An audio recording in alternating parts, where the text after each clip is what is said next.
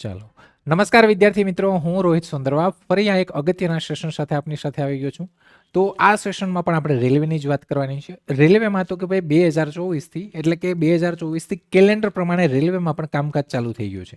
પહેલાં તો કે ભાઈ અલ્ટરનેટિવલી રેલવેમાં ભરતી આવતી, 4 વર્ષ 5 વર્ષ લાગતા, ભરતી ક્યારે પૂરી થાય એનું કોઈ નક્કી નહીં, ઓફલાઈનમાંથી ઓનલાઈનમાં આવ્યું, એટલે કે એક રેગ્યુલર કેલેન્ડર નહોતું. હા, 2024માં ક્યાંય ને ક્યાંય ગ્રુપ ડીમાં થોડું ડિલે થયું, પણ એકંદરે 2024 પછી 25માં આપણે વાત કરીએ તો બધી ભરતી આવી છે અને 2026માં આવશે.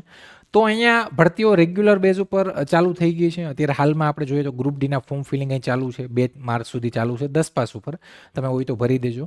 મેઇન વસ્તુ એ છે કે અહીંયા એક વસ્તુ એવી હોય કે ભાઈ એક રેગ્યુલર વર્ગ હોય કે માની લો કે મેં તૈયારી ચાલુ કરી, આ વર્ષે મને થોડા માટે હું રહી ગયો તો હું આવતા વર્ષે આપી, તો એવો કોઈનો કોઈ વર્ગ હશે કે જે 2025માં અથવા 24નો વર્ગ હશે. એની પહેલાંનું તો 5 વર્ષ પહેલાં ભરતી નથી આવી, એટલે કોઈ 5 વર્ષથી રેલવેની કોઈ પ્રોપર તૈયારી કરતું હોય એવો તો ભાગ્ય જ કોઈક હશે. તો 2024વાળાએ 25માં આપી હશે, હવે 25વાળા 26માં આપશે, આવી રીતના. તો આમાં ક્યાંય ને ક્યાંય થોડું આપણે રહી જતા હોય આવું હોય, અથવા એક વસ્તુ એ પણ હોય, એ વર્ગ તો હોય સાથે સાથે નવો વર્ગ એ હોય કે ભાઈ કોઈ જે નવા લોકો પાસ આઉટ કરીને આવે પણ ભરે. તો અહીંયા મેઇન વસ્તુ રેલવેમાં 2 ભરતી એવી છે, એક છે એનટીપીસી અને એક છે group D. Group D 10 pass ઉપર આવે. એનટીપીસીમાં તો કે એનટીપીસીમાં 12 પાસ ઉપર એ ભરતી આવે અને સાથે સાથે ગ્રેજ્યુએટમાં ભરતી આવે. મેઇન પ્રશ્ન એ રહ્યો કે હું રેલવેની તૈયારી કરું છું, હવે આમાં બેનિફિટ એ છે કે માની લો તમે આઈટીઆઈ કરેલું છે, તમે એએલપીમાં ફોર્મ ભરી શકો, તો આ 3 તો લાગશે, સાથે એએલપી પણ લાગશે. તો વસ્તુ મેઇન પ્રશ્ન એ રહ્યો કે સાહેબ મારે આ બધાની એક સાથે તૈયારી કરવી હોય તો શું પોસિબલ છે? હું એનટીપીસી અને ગ્રુપ ડી કરી શકું તો બંને પોસિબલ છે? તો હા, પોસિબલ છે. કેમ? માની લો કે તમે ગ્રેજ્યુએટ છો તો તમે ગ્રેજ્યુએટવાળી એનટીપીસી 12 પાસ તમે થઈને ગ્રેજ્યુએટ થયા હશે એટલે 12 પાસમાં ભરી શકશો. સાથે સાથે તમે 10 પાસ તો હશે તો જ તમે ગ્રેજ્યુએશન કર્યું હોય તો 3-3માં તમે ભરી શકો, જો તમારી વય મર્યાદા લાગુ પડતી હોય તો. હવે એક જ તૈયારીમાં તમે ત્રણેયની તૈયારી કરી શકો. ફરક કેટલો પડશે? તો કે ભાઈ ફરક તમારે ગ્રુપ ડી માટે ખાલી જનરલ સાયન્સ કરવું પડશે, બાકી તમારું બધું કવર થઈ જશે. તમે ગ્રેજ્યુએશન લેવલની તૈયારી કરતા હોય અને તમે હાર્ડમાં હાર્ડ લેવલ કરતા હોય, તમે 12 પાસ અને 10 પાસની કરી શકો. એમ માની લો કોક કે સાહેબ હું તો 12 પાસ જ છે, તો હા તમે 12 પાસ એનટીપીસી અને ગ્રુપ ડીની કરી શકો, એટલે કે બંને તૈયારી સાથે પોસિબલ છે. તો એના માટે જ આપણે આ સેશન છે લઈને આવ્યા છે.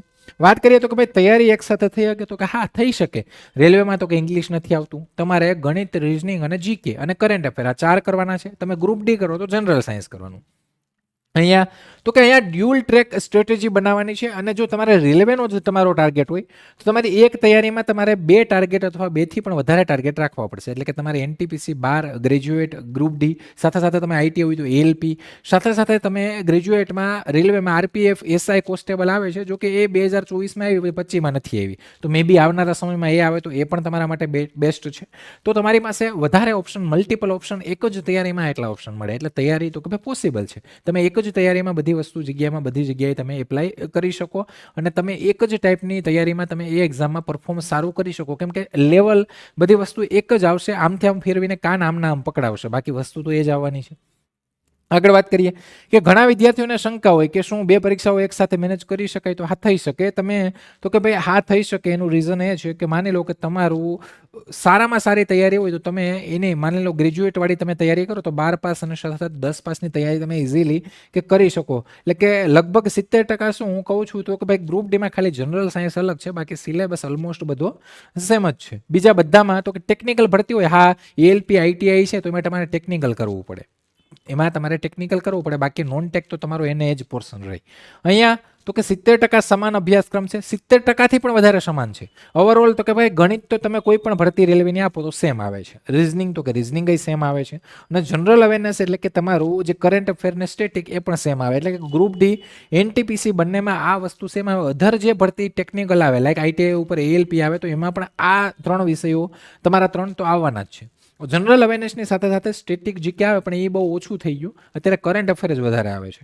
એટલે મતલબ આ 3 વિષયો બંને પરીક્ષાઓ માટે કરોડરજ્જુ સમાન છે. એટલે બંને નહીં, રેલવેની કોઈ પણ પરીક્ષા આપો તો એમાં આ 3 વિષય તો આવશે.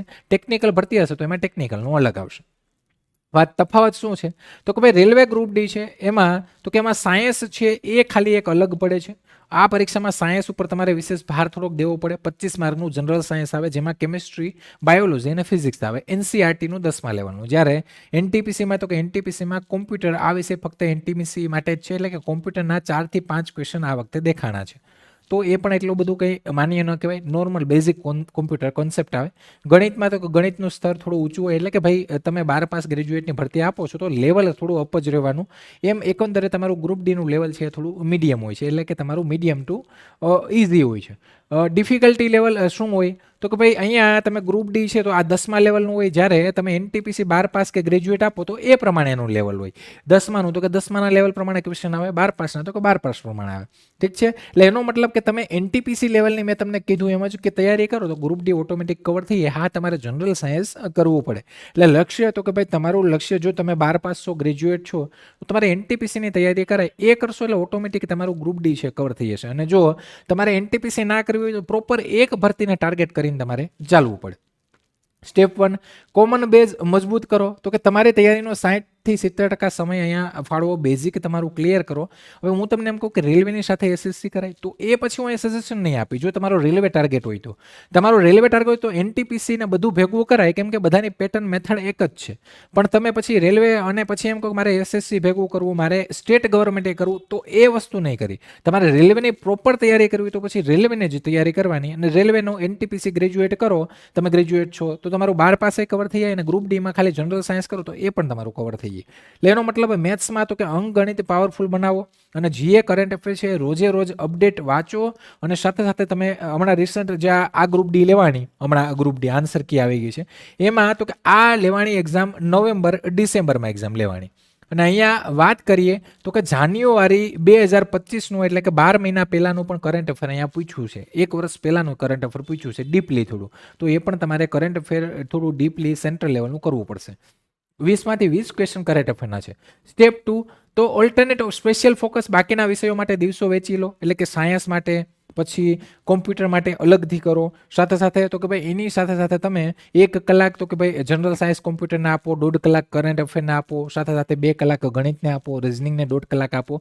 રિઝનિંગ તો કે ભાઈ આ વિષય એવો છે કે પૂરેપૂરા માર્ક્સ પણ આવે. આ થોડો કેલ્ક્યુલેટિવ આવે તો અહીંયા માર્ક્સ તમારા ક્યાંય ને ક્યાંય એ તૂટે થોડા. આ તો 2 તમારા વાંચવા ઉપર છે, જેટલું તમે વાંચશો એની ઉપર.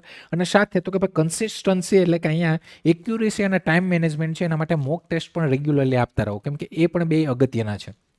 આગળ વાત કરીએ, વીકેન્ડ સ્ટ્રેટેજી શું હોવી જોઈએ તમારી, તો કે ભાઈ મોક ટેસ્ટ છે અગત્ય છે, કેમ કે અહીંયા તમારી સ્પીડ આવશે.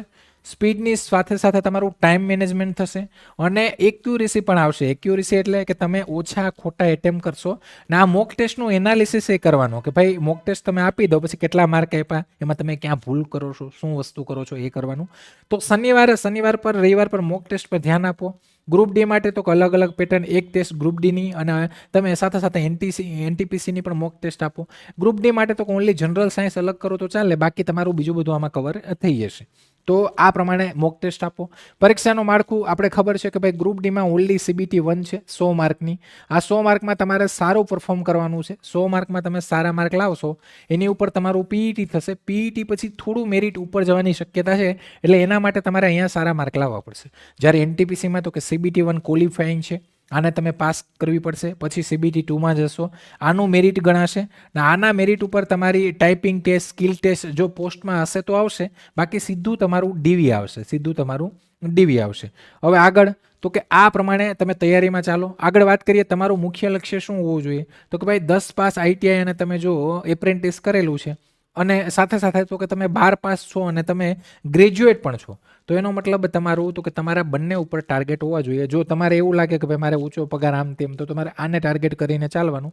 અને ગ્રુપ ડી છે એને બેકઅપમાં રાખો. એનટીપીસીને તમારો જો એકદમ સ્ટ્રોંગ છે, બધું કમ્પ્લીટ છે, તો એનટીપીસીને ટાર્ગેટ રાખો, ગ્રુપ ડી બેકઅપમાં રાખો. અને સાથે તમને એવું લાગે કે નહીં ભાઈ જો ગ્રુપ ડી ઉપર જ આપણે ધ્યાન આપવું, તો એનટીપીસી છે પણ સાથે દો, એટલે તમને એક્સપિરિયન્સ અનુભવ થશે. એટલે 2 તૈયારી સાથે આવી રીતના મેનેજ કરી લો. આગળ વાસ્તવિકતાના પડકારો, તો કે ભાઈ ટાઈમ મેનેજમેન્ટ આ સૌથી અગત્યનું છે. અહીંયા જે લોકો ઓછા ટાઈમમાં મેક્સિમમ પેપર આખું એટેમ્પ કરી લીધું, જોઈ લીધું, અને મેક્સિમમ ક્વેશ્ચન એટેમ્પ કરી ગયા, એ જ અહીંયા આગળ આવે છે, અને એ જ મેન છે. અહીંયા સાથે એટેમ્પ કરો તો એવું નહીં કે ભાઈ 100 એમને જય માતાજી કરી દેવાના, પણ એમાં મેક્સિમમ તમારા સાચા હોવા જોઈએ, ખોટા ઓછા એટેમ્પ કરો. મેથ્સ લેવલ એનટીપીસીનું ગણિત છે અઘરું છે, થોડું કેલ્ક્યુલેટિવ આવે છે મેથ્સ, એનટીપીસી કે ગ્રુપ ડી, તો થોડું મેથ્સ ઉપર થોડું પકડ વધારે રાખજો. એક્ઝામ પેટર્ન તો મોક ટેસ્ટની પ્રેક્ટિસ અલગ અલગ પેટર્નથી કરવી ફરજિયાત. મોક ટેસ્ટ આપો, સાથે સાથે PYQ. એટલે કે જે અગાઉ પરીક્ષામાં 2024ની બધી પરીક્ષાનો આ પીવાયક્યુ તમારી પાસે છે, તો આને ખાસ કરો. આ પીવાયક્યુ કરી લેશો એટલે તમને ખબર પડી જશે કે કયા ટાઈપના કયા ક્વેશ્ચન આવશે ને મે બી રિપીટેડ જ આવશે, ખાલી તમારી રકમ છે એ ચેન્જ થશે. તો પીવાયક્યુને ટાર્ગેટ કરો. શું યાદ રાખવું છેલ્લે? તો કે હા, ડ્યુઅલ તૈયારી પોસિબલ છે, તમે બંને તૈયારી સાથે કરી શકો. ટેકનિકલની સાથે સાથે તમે નોન ટેકે કરી શકો. રેલવેની આ ગણિત એક કરશો એકવાર એટલે બધાનું ગણિત કવર થઈ જશે. જો તમે હાર્ડ લેવલનું, તમે રિઝનિંગ એકવાર કરશો તો બધું રિઝનિંગ કવર થઈ જશે. કરંટ અફેર બધું કવર એ તો થવાનું જ છે. સ્ટેટિક કવર થશે. સાથે તો કે તમારે જો ગ્રુપ ડી કરો તો જનરલ સાયન્સ અલગથી કરવું પડશે, અને તમે એએલપી કે તમે જેઈ કે કોઈ બીજી કોઈ એક્ઝામની તૈયારી કરો છો તો એ તમારું ટેકનિકલ પોર્શન છે, તમારે અલગથી કરવો પડશે. બાકી નોન ટેક તો તમારો બધો આવી જશે. 70% પણ વધારે સિલેબસ સેમ છે. એનટીપીએસસી લેવલની તૈયારી કરો તો ગ્રુપ ડી છે તમારી ઓટોમેટિકલી કવર થઈ જાય, પણ જનરલ સાયન્સ ઉપર તમારે થોડું પકડ રાખવી પડે. બધા માટે જનરલ સાયન્સ અને કરંટ અફેર જ માથાનો દુખાવો છે. રોજના 6 કલાકનું તો કે પ્લાનિંગ કરો, અને સાથે એક ટાર્ગેટ લઈને ચાલો. એક જ ટાર્ગેટ, બીજું કંઈ નહીં, બસ રેલવેની જ નોકરી જોઈએ તો ઇઝીલી તમારાથી થઈ જશે. પહેલી ટ્રાય પણ થઈ જાય, નવી તૈયારી કરતો હોય તો પણ થઈ જાય. એવા એક્ઝામ્પલ પણ કાલે આન્સર કી આવી છે, આપણે આ જે ગઈ આન્સર કી આવી છે એના, તો કે એના આપણી પાસે છે. એમાં એવા વિદ્યાર્થીઓ પણ છે. તમારી સફળતાની ટ્રેન રાહ જોઈ રહી, તો ભાઈ હવે તો કે આજે જ આ ડ્યુઅલ ટ્રેક સાથે તૈયારી ચાલુ કરી દો ને એના માટે, તો કે એના માટે બધાને all the best, best of luck. હિંમત નહીં હારતા. એક વખત નિષ્ફળતા મળે, ઓછું માર્ક આવે, સ્પીડ ઘટી જાય, એક્ઝામમાં સારું પરફોર્મન્સ ના થાય તૈયારી કરવા છતાં, ગ્રુપ ડી જે હમણાં આન્સર કી આવી છે એમાં તમારો સ્કોર ઓછો હોય તો હતાશ થવાની જરૂર નથી ભાઈ. રેગ્યુલરલી કેલેન્ડર આવે છે અને રેલવે ટાર્ગેટ છે, તો બસ તૈયારી ચાલુ રાખો, થઈ જશે. ક્લિયર? હતાશ થવાની જરૂર નથી. અને જો તૈયારી માટે તો કે મટીરિયલ, તો કે આપણી 3 બુક છે સેન્ટ્રલ લેવલના. આ સામાન્ય જ્ઞાન છે, આમાં તમારું સ્ટેટિક જીકે આખું કવર થશે. સ્ટેટિક એટલે કે બધું જે બની ગયું છે. કરંટ અફેર માટે તો કે આપણો 10 વાગે ડેલી તમારો જે યુટ્યુબમાં લેક્ચર હોય છે, સાથે સાથે બેચ જે તમે બેચમાં એનરોલ કરો તો બેચમાં 12 વાગે લેક્ચર હોય છે. તો કરંટ અફેર સાથે સાથે આપણે પીડીએફ મટીરિયલ ડેલી અને મંથલી પણ આપીએ છીએ. એટલે 4 વિષય થઈ ગયા. હવે વાત રહી તો કે રિઝનિંગ આવી ગયું, અહીંયા ગણિત તમારી બુક આવી ગઈ. હવે જનરલ સાયન્સ જોયું તો જનરલ સાયન્સની બુક છે એ આપણે આવનારા સમયમાં આ પણ લોન્ચ કરશું કે ગ્રુપ ડી માટે. બાકી તમારું ઓલમોસ્ટ આ 4 વિષયમાં તમારું એનટીપીસી તો કવર થઈ ગયું. જનરલ સાયન્સ માટેની બુક ઉપર આપણે વર્ક કરીએ છીએ. આવનાર સમયમાં એ આવી જાય તો એ તમને મળશે. આ 3 બુક છે, કઈ રીતના લેવી, લક્ષ્યમ સ્ટોર ઉપર જઈ અને તમે આ કોમ્બો બાય કરી શકો છો. 3 બુકનો 1249 જેવી પ્રાઇસ છે, ત્યાંથી તમે બાય કરી શકો. બાકી કોઈ પણ તમે બુક માટે, કોર્સ માટે, તો આ જે આપણા હેલ્પલાઇન નંબર છે એની ઉપર તમે કોલ કરી શકો. ગ્રુપ ડીના ફોર્મ ફિલિંગ ચાલુ છે. તમારે બેન્ચમાં એનરોલ કરાવવું હોય, મટીરિયલમાં એનરોલ કરાવવું હોય, વિથ મટીરિયલ એટલે કે એવી બેન્ચમાં તમારે એનરોલ કરાવવું હોય તો તમે આ હેલ્પલાઇન નંબર ઉપર કોલ કરીને માહિતી મેળવી શકો છો. બેન્ચને લગતી કોઈ પણ માહિતી મેળવી શકો છો. ફોર્મ ના ભર્યું તો વહેલી તકે ભરી દેજો ગ્રુપ ડીમાં. અને કેમ કે છેલ્લી 2-3 છે, 2-3 એટલે કે 2 માર્ચ, વહેલી તકે ફોર્મ ભરજો. પછી છેલ્લા દિવસોમાં સાઇટ એવી હોય, કઈ રીતના ફોર્મ ભરવું, સુવિધાઓ કઈ, પગાર કઈ, ગ્રુપ ડીની આખી પ્લેલિસ્ટ આપણા યુટ્યુબ ચેનલમાં છે, ત્યાં જોઈ લેજો, ત્યાંથી તમને માહિતી મળી જશે. બાકી ફોર્મ ભરવું તો કે ફોન તમારે તમારી જાતે મોબાઈલમાં અથવા પીસી લેપટોપમાં તમે ભરી શકો, અથવા સાયબર કાફેમાં તમારે ભરવું પડશે. તો ફોર્મ વહેલી તકે ભરી દેજો. અને આવા જ નવા સેશન, નવી માહિતી સાથે અવારનવાર મળતા રહેશું. જો સેશન પસંદ આવ્યું હોય તો લાઇક કરજો, શેર કરજો, સબસ્ક્રાઈબ કરજો, અને સાથે તો કે ભાઈ કોમેન્ટ બોક્સમાં તમારા સજેશન, રિવ્યૂ છે આપજો. હંમેશા માટે આવકાર્ય છે. અને આવા જ નવા સેશન સાથે મળતા રહેશું. જય હિન્દ, જય ભારત.